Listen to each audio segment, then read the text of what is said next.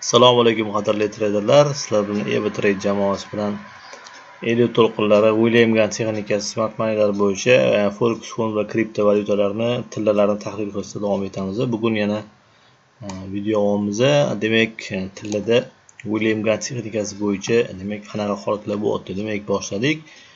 D1 grafikini ko'ramiz. Demak D1 grafikida hozir bizada mana bu level ko'ryapsizlar. Demak buni olish olmadi. Sirazi demek 3477 dollar demek probit bo'lmadi va bozor sirazi peresweep'dan keyin sirazi pastga ketdi va supportimiz 3290 zonaga keldi. Bu D1 grafiki eslatib o'taman. No bozor по-прежнему восходящий, o'suvchi bozor va hozirgi holat bo'yicha nima bo'lishi mumkin? Demak, hozirgi holat bo'yicha kuzatamiz. Agar bozor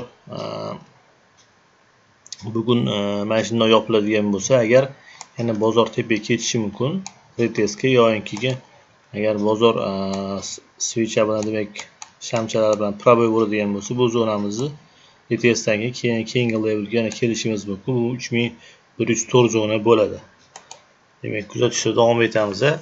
Bugungi kun demak shamchalar qanday yopilishiga ahamiyat berishimiz kerak. Agar 1 soatlik time frame ga o'tadigan bo'lsak, 1 soatlik time frame'da bizada mana bunday holat bo'lyapti. Demak, mana ko'rib turibsizlar. Demak, William Gann texnikasi bo'yicha bizada Telegram kanalida, Instagramda ham biz signallar berganmiz. Birinchi signalimiz mana bu yerda edi. Bu yerdan 500-600 pips ishlangan. Keyin mana bu yerda mana stilka qilib qo'yganimiz.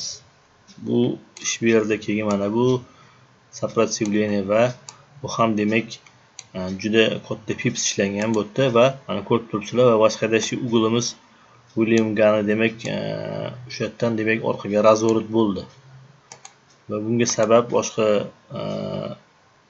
ostsillatorni ham qo'shdik. Demak, ostsillator bo'yicha biz ko'rishimiz mumkin. Demak, mana bu Williams ostsillatorida divergensiya holati bo'lgan bizada. Demak, o'suvchi bozorga qarama-qarshi va William Gann ikkita support va ugullarimiz bir joyda bo'lgan va shuni hisobiga ham razvorotli zona, kuchli orqaga demak razvorot bo'lgan. Demak, buni ham e'tiborga olishimiz kerak. Demak, davom etamiz. Keyingisi demak yevro dollar, yevro USD ni ko'ramiz. Yevro dollarda qanaqa holat bo'lyapti D1da? Demak, D1 grafikida demak yevro dollarimiz bo'yicha bizda hozir mana bu support zonamiz demak 1.1627 ga demak yaqinlashib qolgan. Bu скорее всего bu hafta yo bash 1-2 kun ichidami borsa kerak va u yerdan keyin qanaqadir vaqt bo'yicha va mana bu bir ugulimiz sekinlashib orqaga razvorot bo'lishi mumkin. Korreksiya kuzatishda davom etamiz. Скорее всего boshqadashi trend hali yana yevroni demak mana bu 1.16 zonaga kelishi mumkin. Demak, keyingisi funt sterling.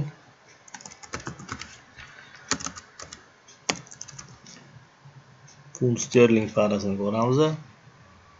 Demak, funt sterlingda bizda mana o'sha o'tgan safar mana bu yerda edi. Bozor adashmasam mana bu levelga borishini taxmin qilgan edik va bu o'zini kuchini oqladi. Demak, 1.3370 zonaga demak bozor keldi va hozirgi holatda unaqa явный proboy bo'lmagan peresweep demak olish olmayapti. Bu bozor demak bu уровеньni bozor demak orqaga korreksiya berishi mumkin. Hozir kuzatishda davom etamiz. Agar yevro dollar agar o'sishini hisobga oladigan bo'lsak, u holda agar proboy bo'ladigan bo'lsa, keyin уже retestdan keyin yana bozor o'sishi mumkin.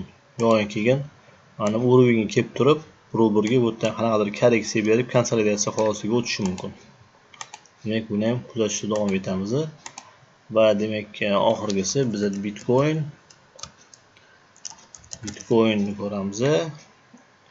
Bitcoinni o'tgan safar biz bozorni demak ko'tarilishiga taxmin bergan edik. Mana bu zonada edi, mana bozorda mana shu joyda demak Bitcoinni demak bozor ya'ni ko'tarilishiga demak prognoz bergan edik. Bu o'zini oqladi.